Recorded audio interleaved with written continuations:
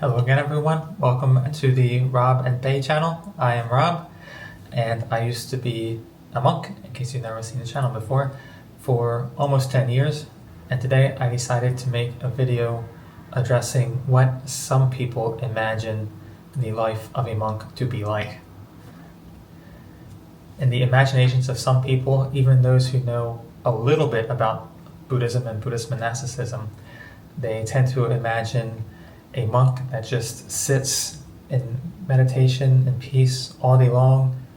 They eat at some point, they probably go to the bathroom at some point, but other than that, there is no friction in their lives, there's never any trouble to deal with, there's no distraction, there's just no suffering, there's nothing to be unhappy about ever. It's so easy, and that is bullshit. If you've spent any amount of time in a monastery, a week, ideally a month or more, then you know that there's plenty of suffering and unhappiness to be found in a monastery. People oftentimes say that the monastery or being a monk is like not being in the real world. The monastery is in the real world. Being a monk, that's not real life. That's nonsense. And it's usually being said by people who obviously have no experience of living in a monastery, much less experience being a monk. For those who do know a bit more, but perhaps would actually like to try out life as a monk, then they kind of imagine that you're being trained, like personally trained, like you have a teacher who is going to be asking you like exactly what's going on in your meditation. They're going to be like looking at what you're doing all day and telling you, oh, you should be doing this. I think you're experiencing this and you should be doing this instead so you'll experience this. And that's usually not how it works. There are some traditions, particularly like in the Burmese tradition, where there is a lot of group meditation and you will have like daily interviews, or at least very frequent interviews with a teacher who will like basically tell you that you should be progressing according to like this course that they've laid out, basically. I had no personal experience with it. It's just what I've read and been told by people who participated in that sort of thing. It's not something I had any interest in. I ordained in the Thai forest tradition, which is much more like freestyle.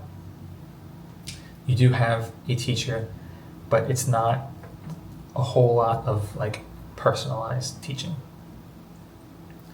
When it comes to life as a monk and training as a monk, like formal sitting meditation, just sitting down with your eyes closed, focusing on a meditation object, or doing walking meditation, just walking back and forth on a set path, that's only part of what we call practice.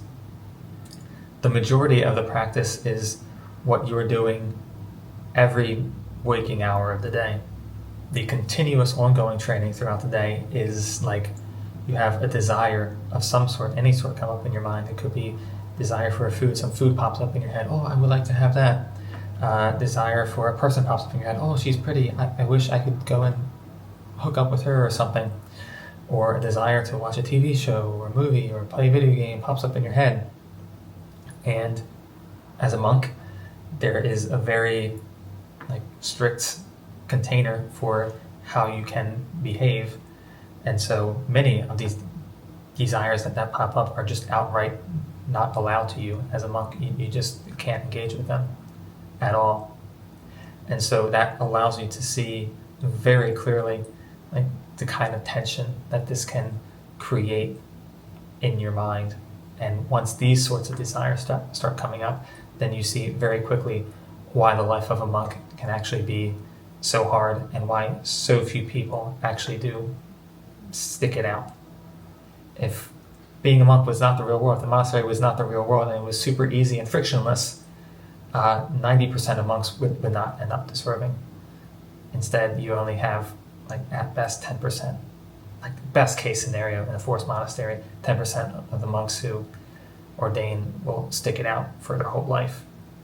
There's a very high washout rate. But anyway, this is a big part of the training. You have these things come up in your mind, and you have to be able to contemplate them. Why is this coming up? Why am I feeling this way? And the goal is to bring your mind back to an equanimous state, but also a bright state, being at ease. The goal is to be able to let go of like these moods and emotions that are troublesome, and come back to a place where you're at ease, where your mind just feels even and equanimous. And as a monk, you don't get a day off. You don't get to take a day off. This is your job every moment of every day. This is why people have provided you the accommodation, a place to live. It's why they bring you food. It's why you're able to go and seek out medical attention when you need it. It is all to just keep your body alive so that you can keep doing this practice. So a big part of the way in which a teacher would train monks in a monastery is they set up the schedule. They will lay out the sort of like rules and regulations, just way of doing things, not necessarily already covered in the rules for monks, but just how we're going to set up a hall for the meal, how we are going to go out on Bindabat, whether or not you'll wear both of your robes out on alms round.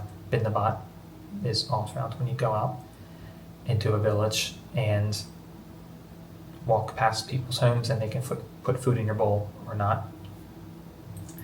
And the teacher decides when you'll do robe washing. Again, this is all more like Thai oriented right now. And they decide like when chores are going to happen, that sort of thing. They decide the schedule. And that's actually a big part of training, because obviously some days you might feel tired and you might not feel like waking up to do morning chanting at 3:30 or 4 o'clock in the morning, followed by sitting. You might not feel like setting up the hall or sweeping outside when it's still dark. You might not feel like spending 2 hours gathering wood from a forest, or 2 hours cleaning this building, 2 hours cleaning that building, but you just have to do it. And at times you might feel very ill at ease having to do things that you don't feel like doing. And this is also training. That's where you're receiving your training. Being able to let go of these views and opinions that you might have and just go along with what you're supposed to be doing, with what the group is doing. It's not harming anyone. It's not harming you. The issue is just you have to be able to let go of this feeling of not wanting to do something, of being ill at ease, and come back to an equanimous mental state and be at ease and be able to feel like kind of like bright and joyous just doing chores that you might not necessarily want to be doing. That's training. And because your training is happening basically every moment of the day, because you have to keep watch of your mind every moment of the day, absolutely everything you do has purpose. There's nothing that you do once you're a monk that is without purpose. Whether you're urinating or defecating or cleaning your rooms or eating or drinking something, you always have to be watching over your mind. You never get to take time off. You're always training yourself every waking moment of the day. So it's not really necessary to have a teacher giving you personalized instruction on what you're supposed to be doing, because once you've been around for a while, once you've read books, once you've listened to enough Dhamma talks, then you pretty much already know everything, at least intellectually. You know the theory of everything. A teacher isn't really going to be telling you anything you don't already know. Ultimately, the practice is pretty straightforward and simple. It all comes back to observing what's going on in your own mind. And you don't need a whole lot of personalized instruction for that. What a teacher is actually doing from what I've observed. This is how I felt about it. A teacher's job is really just to set out that schedule, but then also provide you inspiration to keep going. Like if you're living with a teacher who you have faith in, either you have faith that they've attained something, or if not attained something, then at least you've watched them like day in and day out for a period of time, and you can see that they are worth emulating. That they have, that there's something about them, like they can be very at ease, even and consistent. Their minds don't like get kicked like a football, like they don't get super angry about something, or they don't get like elated about something. Like they're just very even and calm, and you want to emulate them. They are an inspiration for you, and so you take to heart the things that they say, even though you already know them. But when you're still in training and your mind is getting kicked like a football all over the place, then having someone who you respect, who can give you these reminders, that actually can pull you back and bring your mind back to a place where it should be. If you are like getting kind of bored, perhaps you're feeling kind of like disheartened with the practice, like things just aren't going well for you, you're having a lot of desires coming up and it's causing you a lot of suffering, you're having trouble dealing with it, then on a like observance night, on a Uposatha night, then the teacher might give a Dhamma talk, and then there are only so many things that can go on in a person's mind, and almost inevitably the teacher will speak to something that's happening with you at that period of time, and that can inspire you to change your way of thinking and remind you of how you should be dealing with these things that are coming up. And then you find, oh, right, I should be thinking about it in this way or in that way. But it's something that you find out for yourself, how you should be thinking about it and dealing with it. The teacher just gave you the inspiration to start thinking about it again. If you would like to experience what it is like training yourself in this way, you don't have to be a monk.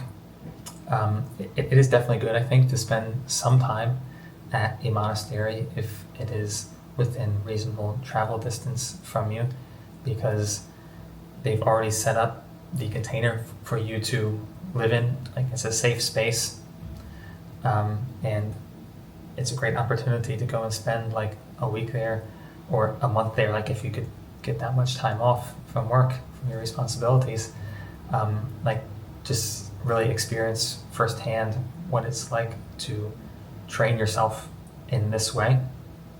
If you can't spend that much time, then it is possible to do it as a lay person. In some ways, it does require more like discipline. Like in a monastery, like you have the rules that are very concrete, and in some ways that can make it easier to follow them. Like if you know that the rule is you can't go and like watch a movie, then okay, you don't. But if you're at home and you just have this rule for yourself in your own mind that you set up for yourself at home, then it's pretty easy to just get bored and decide, yeah, that was okay for a while, but I think I'm going to go ahead and watch a movie now. Then you do have an opportunity there to experience what the training would be like. You go against that desire, and you'll almost certainly feel like a tension. You'll really want to do it. And part of the training is to find a way to let go of that desire and come back to a place of feeling equanimous and being okay with not watching that movie, not playing that video game. You just either sit down and meditate, or you can go and do walking meditation, or you can read like some Dhamma book or something. This is a way that you can train yourself at home, even as a lay person. And if you would like to make it more like a monastery, then you can try eating just one meal a day. In the monastery, then you follow the rule of only having a meal between the hours of dawn and noon. So you can try that if you're at home, or if it's more convenient for you, because you're at home and not following that particular rule, then you could have, say, just dinner and not have breakfast or lunch. And this can also set up the same kind of tension that you might feel in the monastery. Perhaps you feel hungry or you want to eat something when you've determined you aren't going to eat. How do you deal with that desire? And over time, actually pretty quickly,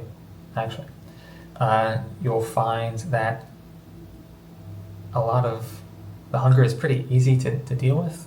Some of it is just mental, like just wanting to eat, but not actually being hungry, not actually needing the food. This is another way that you can try to simulate that monastic experience. That's all I have to say about what it's like training as a monk for now. Please check out some of the other videos on our channel, and if you liked the video, please like and subscribe. Thank you for watching. See you next time. Bye.